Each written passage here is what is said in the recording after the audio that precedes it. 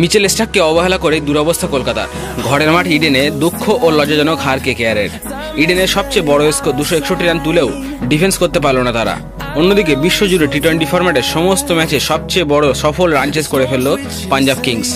আর এই দুঃসাধ্য ম্যাচ জেতার পিছনে নায়ক কারা আর তারা এই ম্যাচে কি রেকর্ড করলো জানতে হলে ভিডিওতে একটি লাইক দিয়ে শেষ অবধি দেখুন। ইডেনে বসে এক অবিশ্বাস্য টি-20 ম্যাচ দেখলো কেকেআর ভক্তরা। এদিন টসে জিতে পাঞ্জাব ক্যাপ্টেন স্যাম কারান কেকেআরকে প্রথম ব্যাট করতে বলে।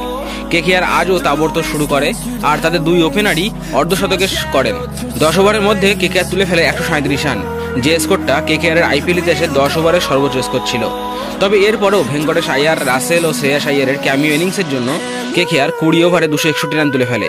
তাও শেষ রক্ষা হয়নি কেকেআরের। পাঞ্জাব কিংস কেকেআরের দেওয়া এই লক্ষ্য 8 বল বাকি থাকতে চেস করে টি-20 ক্রিকেটের ইতিহাসে সবচেয়ে বড় সফল রান চেসটি করে ফেলে অবাক করা রেকর্ড করে। এই রান চেস করতে গিয়ে প্রথম থেকেই মার শুরু করেন পাঞ্জাব কিংসের ওপেনার প্রভ সিমরন সিং ও জনি ব্যারিস্টো। সিমরন মাত্র 18 বলে 50 রান পূরণ করেন আর পাঞ্জাব পাওয়ার প্লেতে 93 রান তুলে power play second highest run তোলার রেকর্ড করেন। তবে দুর্ভাগ্যবশত পাওয়ার প্লে শেষ বলে সিমরন রান আউট হয়ে যান। কিন্তু জনি ব্যারিস্টো আজও দারুণ সেঞ্চুরি করেন আর মাত্র 48 বলে 108 রান করে নট আউট থাকেন।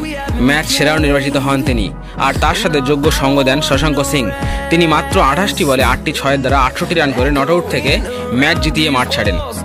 আজ এই ম্যাচে পাঞ্জাব বেশ কয়েকটি রেকর্ড নিজেদের নামে করে নিয়েছে। এই ম্যাচে তারা টি-20 ইতিহাসে সবচেয়ে বড় স্কোর 261 রান চেস করে ম্যাচ জেতেন, যা একরকম অসাধ্য কাজ ছিল। তাছাড়া এই ম্যাচে পাঞ্জাব দলীয় হিসেবে এক ইনিংসে 24টি 6 মারে, যার দ্বারা তারা হায়দ্রাবাদের করা 22টি 6-এর রেকর্ড ভেঙে দিল। তাছাড়া এই ম্যাচে সর্বমোট 42টি 6 কাউন্ট হয়েছে, যা কোনো টি-20 ম্যাচের ক্ষেত্রে সর্বোচ্চ। এই ম্যাচে খেলতে নামা দুই দলে 4 জন ওপেনারই অর্ধশতক করেছেন। আর সাথে পাঞ্জাবের শশাঙ্ক সিং অর্ধশতক করায় এক ম্যাচে 5 জন প্লেয়ার 50+ রান করার রেকর্ড করলো এই ম্যাচে প্রথম ব্যাটে নেমে কেকেআর 261 রান তুলেও ম্যাচটি হেরে যায়। আর এই ম্যাচে কেকেআরের হারের পেছনে কারণ হলো তাদের বোলিং ব্যর্থতা। কেকেআরের এই বোলিং ব্যর্থতার পিছনে আছে অভিজ্ঞতার অভাব। এই ম্যাচে কেকেআরের একমাত্র অভিজ্ঞ বোলার সুনীল নারিনি ওভার প্রতি 10 রানের কম দিয়েছেন। তাই আজকের ম্যাচে কেকেআর মিচেল স্টার্কের মতো অভিজ্ঞ বোলারের অভাব অনুভব করেছে। স্টার্ক রান দিলেও তার অভিজ্ঞতা আজ কাজে আসতো, যেহেতু বোর্ডে 261 রান ছিল। আর নারিনের মতো তিনিও তার অভিজ্ঞতাকে কাজে লাগিয়ে কেকেআরকে ম্যাচ জিতাতে পারতেন। তো বন্ধুরা, আপনাদের কি মনে হয় প্রথম ব্যাট করে 261 রান তুলেও কেকেআরের হারের পিছনে কারণ কি?